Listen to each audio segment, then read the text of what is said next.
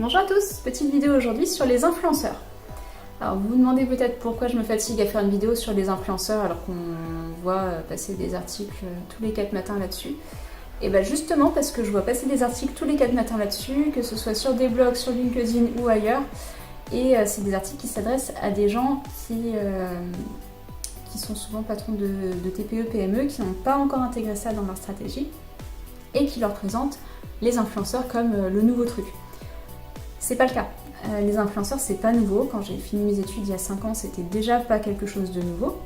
Par contre, effectivement, pour les TPE et PME, pour qui la transition digitale, elle est toujours en cours, on va pas se mentir, même pour les grosses entreprises, hein, c'est toujours en cours souvent.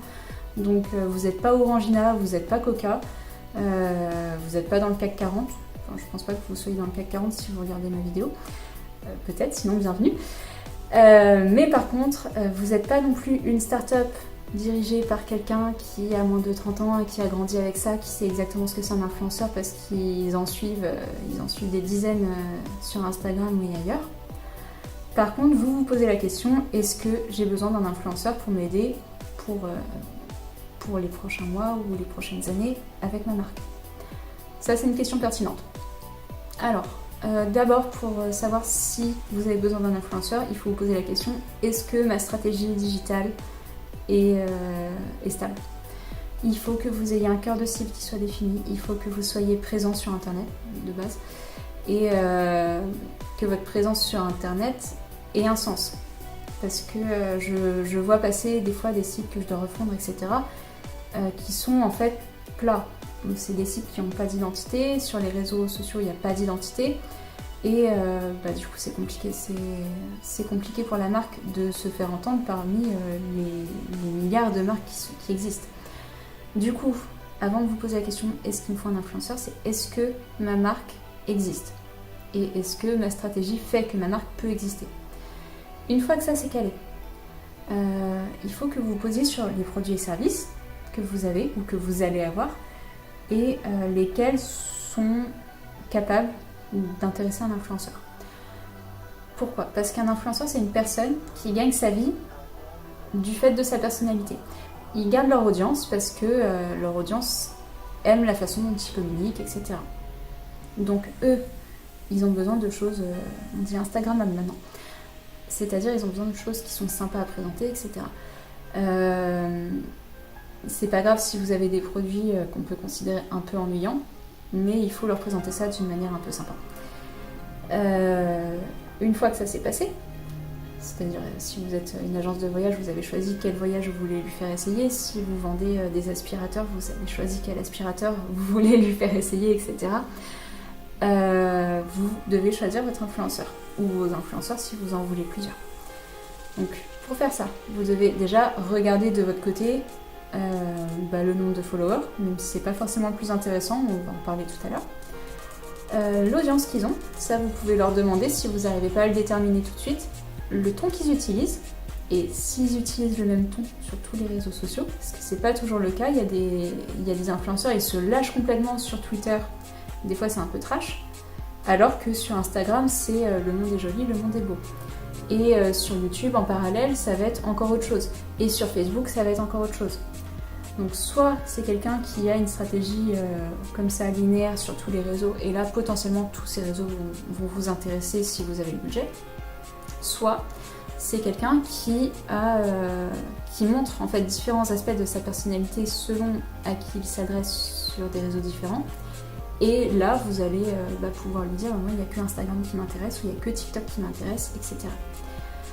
Ensuite, l'audience. Je le disais tout à l'heure, c'est pas forcément le nombre de followers qui est important. Donc il faut savoir qu'un influenceur, c'est considéré comme un influenceur à partir de 5000 followers. Mais quelqu'un qui a que 5000 followers va peut-être plus vous intéresser que quelqu'un qui en a 20 000. Parce que peut-être que la personne qui en a 20 000, c'est que des followers achetés ou qui sont à l'étranger alors que vous vendez vos produits en France. Et la personne qui a 5000 followers, par contre, c'est 5000 followers qui sont au taquet dès qu'ils publient quelque chose, ils sont tous là, ils regardent, ils commentent, ils likent, ils cliquent sur des liens, etc. Et là, oui, ça va vous intéresser parce que le clic sur le lien, c'est la récompense ultime, on va dire, ça va les amener sur votre site, à vous. Le commentaire, ça veut dire que vous pouvez potentiellement passer sur la publication pour lui répondre, ou l'influenceur peut répondre à votre place au nom de votre marque si vous lui avez donné un discours commercial, etc. Donc là, ça va plus vous intéresser que quelqu'un qui a 10 000 followers, mais personne ne commente, personne ne clique. Ensuite, le ton qu'il utilise. Donc ça, on en a parlé un petit peu. Est-ce que c'est un ton institutionnel? Est-ce que c'est un ton super fun? Est-ce que c'est de l'informatif? Est-ce que c'est de l'éducatif, etc. Si vous avez un ton très institutionnel, ne choisissez pas un influenceur qui est méga fun, qui est tout le temps en train de délirer. Parce que vous, ça veut dire que votre stratégie marketing, vous allez communiquer de manière très institutionnelle. Tout d'un coup, pendant un mois, pendant le partenariat, vous allez avoir un follower qui va vous apporter du fun pendant un mois. Donc vous allez potentiellement perdre les gens qui vous suivaient avant parce qu'ils aimaient bien ce que vous faisiez. Et ensuite, le mois passé, vous aurez récupéré des nouveaux prospects. Par contre, quand c'est vous qui allez vous remettre à communiquer, si vous n'avez pas l'intention de faire évoluer votre ton en fonction de ça, vous allez reperdre les gens que vous avez gagnés parce que ça ne va plus les intéresser ce que vous allez communiquer. Donc il faut vous inscrire là-dedans. Si vous voulez faire évoluer votre ton, effectivement, prenez quelqu'un d'un petit peu différent parce que ça va vous donner l'impulsion pour le faire. Si votre ton il vous convient tel quel, prenez quelqu'un qui vous ressemble. Voilà. Et ensuite, une fois que tout ça est défini, c'est-à-dire quel produit ou service vous leur représentez, quel influenceur vous approchez, sous quelles conditions, il faut le mettre sur papier. Donc là, il faut que vous contactiez un juriste qui vous fasse un contrat avec la durée du partenariat. Est-ce qu'on est sur du sponsoring carrément sur un an, ou est-ce qu'on est que sur un essai de produit en one shot? Ça va dépendre de votre budget, ça va dépendre du bon vouloir de l'influenceur aussi. Combien de publications vous voulez?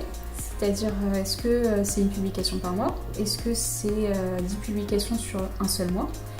Est-ce qu'on est que sur des publications? Est-ce qu'on a des stories aussi? Est-ce qu'on a des publicités partagées, etc. C'est pas la même chose. Est-ce que vous voulez être présent sur son site ou sur son blog également? Et ensuite, est-ce qu'on est plutôt sur de la photo, de la vidéo? Sous quelles conditions vous voulez que ce soit fait? Est-ce qu'il y a un tournage avec vous? Est-ce qu'il faut que ce soit dans vos locaux? Est-ce que dans ces cas-là, vous leur payez le transport, etc. Donc tout ça, c'est à définir. Sincèrement, passer avec un juriste spécialisé parce que les influenceurs, comme je l'ai dit au début, c'est pas quelque chose de nouveau. Eux, ils savent très bien que y a des marques qui savent pas trop s'y prendre et potentiellement, il y en a qui en profitent. Après, il y a des gens bien aussi, il y a des gens qui vont pas en profiter, mais autant que ce soit clair sur le contrat. Et si vous êtes vraiment perdu à ce niveau-là, contactez quelqu'un qui travaille en marketing, qui saura vous dire quel influenceur fait quoi, etc. et pour quel budget, qui pourra potentiellement les démarcher avec vous et faire le lien avec la juriste. Donc, n'hésitez pas à me contacter s'il faut. Je peux aussi vous mettre en relation avec des juristes qui sauront vous assister pour le contrat.